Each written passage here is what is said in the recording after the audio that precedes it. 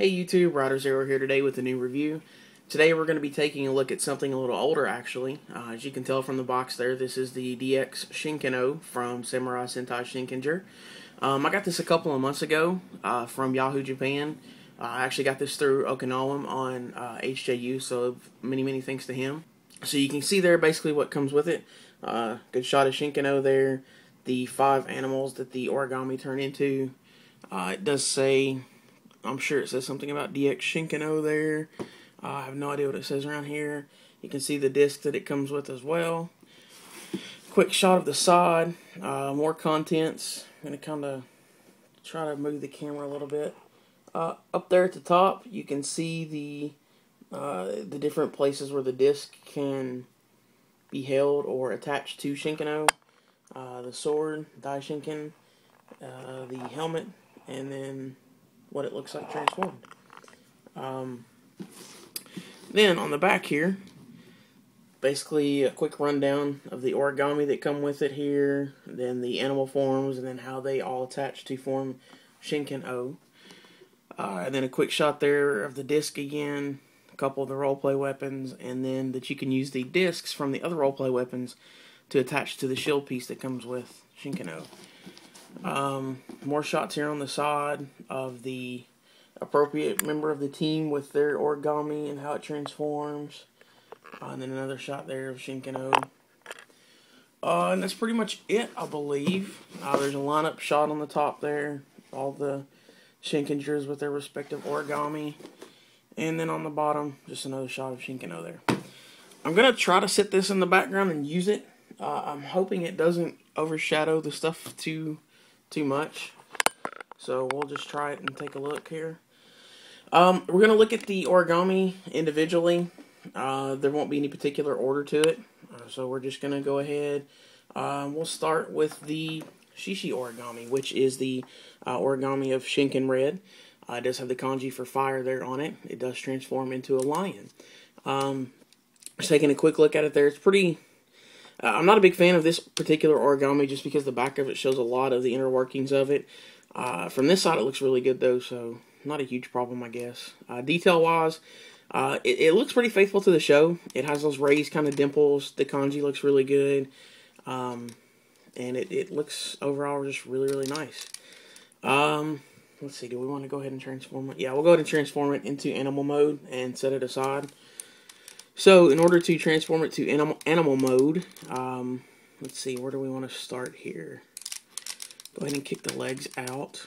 And I apologize if this goes bad. I haven't actually transformed these in a while because they have been on my shelf in Shinken-Oh mode with a couple of auxiliaries on them. So, I'm a little rusty on the transformations.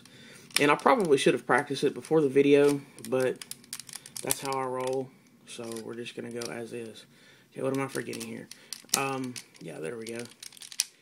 The legs kind of split apart and break into that, and you get the legs there.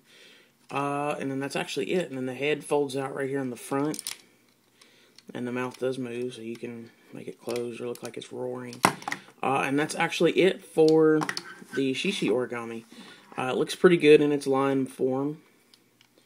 Nothing too spectacular, but compared to the American version, it's leaps and bounds over it. Next, we'll go ahead and take a look at the blue origami, which is the Ryu origami, or the dragon. It has the kanji for water here on the front. This is probably my favorite origami of the set. I just like the way that the dragon looks. It just looks the best, in my opinion, when it's in its dragon form. Pretty plain looking for the origami mode. It's got the raised dimples. All of them have that actually. So a nice blue color. It looks pretty accurate to the show. And you'll see a lot of gold pieces here, which, you know, those are mainly for when it's transformed into Shinken-Oh. So to transform this one, you just kind of basically pull it apart. That lifts out there, and then you just pretty much split it like that. And then flip it over here. The head rotates out from under there. And then kind of moves up like that. And you can pretty much put this however you want to. I usually leave it kind of about like that. I think it looks a little meaner that way. and the mouth does open a little bit.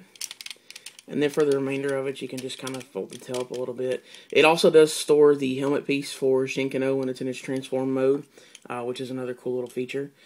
And then he just kind of chills there like that. So I'm going to set him over here. Let's see, next we'll go with the, let's go with green. This is the Kuma origami, or bear. It has the kanji for wood here on the front. Probably the plainest out of all of them, aside from maybe the Ryu origami. Just pretty much looks like a box. To transform this one into its animal form, the legs pop out right here. Just fold that down. Flip it over here on the back. Fold that down. Which gives you access to these little kind of peg holes, I guess you could call it, to fold the next piece of leg down. And the same thing on the other side there. And then you just slide it apart like that. And then the head folds out from underneath. And there you have the Kuma origami. Don't know why that happened. Set him in the middle.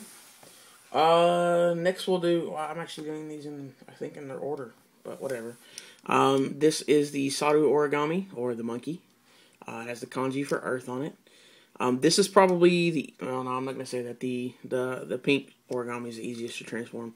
I like this one though, it's really compact compared to the others. Obviously it's a smaller origami, so that's why, but this is probably one of my favorites as far as playing with it, because I just like the way the monkey looks when it's transformed.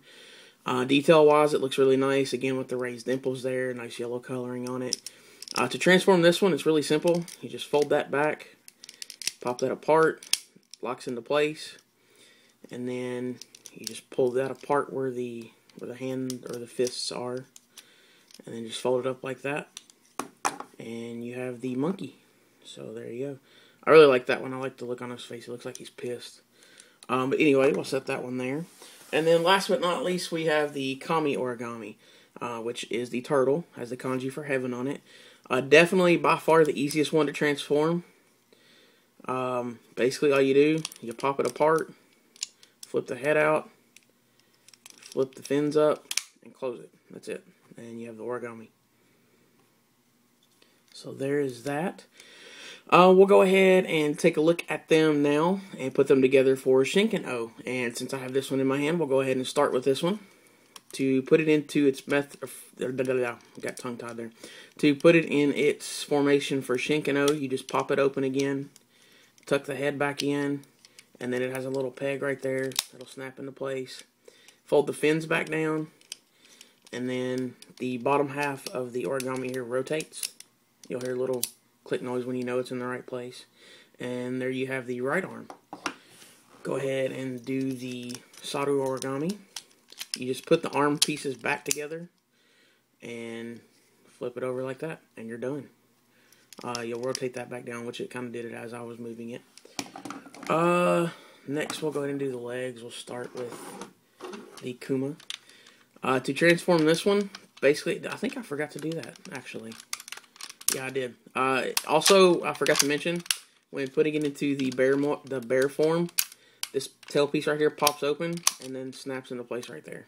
I did forget to mention that, so I'm glad I caught that. But anyway, to transform it into the right leg of Shinken-Oh, you put, once that's snapped into place there, it'll fit better. So you just fold the legs back in, and then the head actually just lifts up into place like that. Too far. There you go. Lifts into place like that, so you'll have that there for the leg.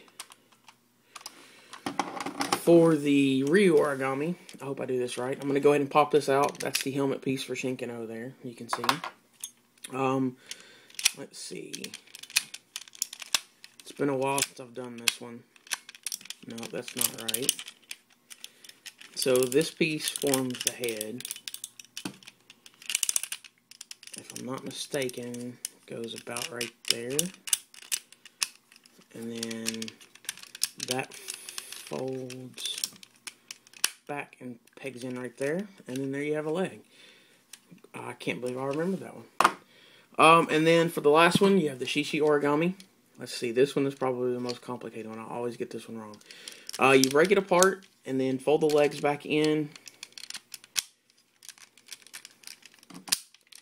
and then you put it back where it was. Oh yeah, and that's it. Then you just lift this up. This goes up there. Put the legs for the lion back, and you get the pegs there for the arms, and then you just fold the face back out. And then for the headpiece, these two pieces just lift up here. You have a piece right there, and then that, and you just put them together kind of like that, and then just fold it back.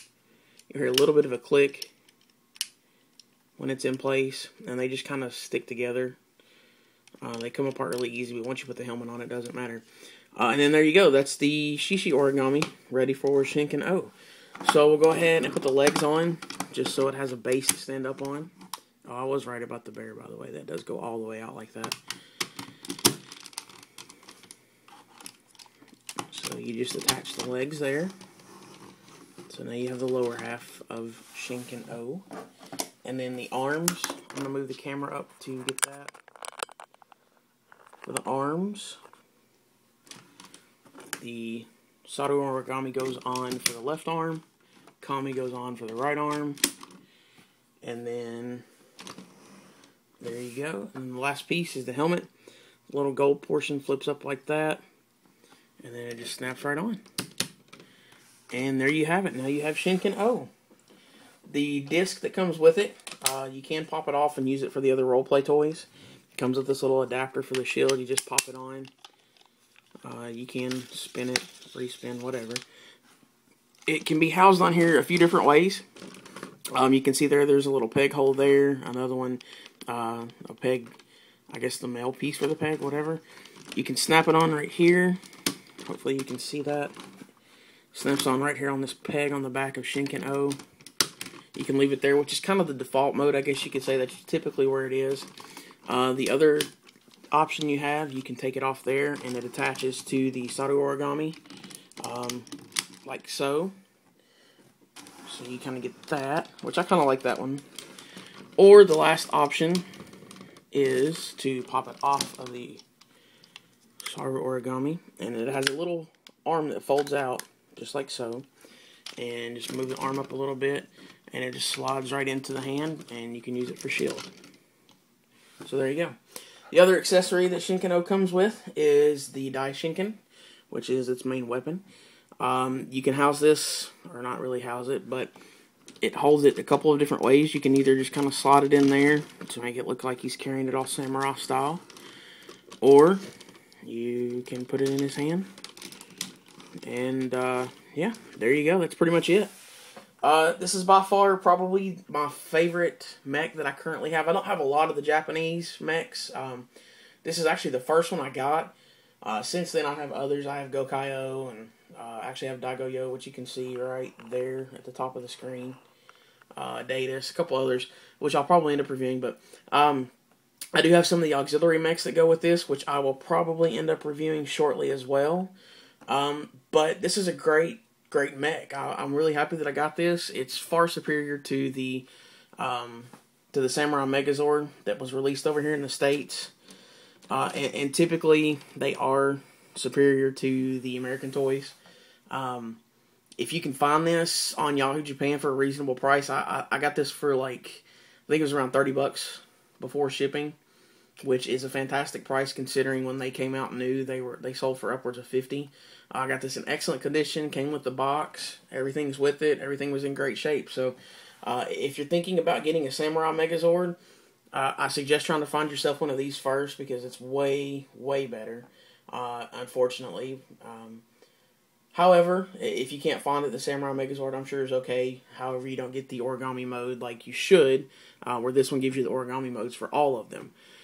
So, that'll about do it. I hope I didn't forget anything with the transformation, or I hope I pronounced everything correctly. If I didn't, I'm sure I will hear about it, and I hope I do hear about it. I love reading the comments and everything, so please continue to comment, rate, subscribe, all that good stuff.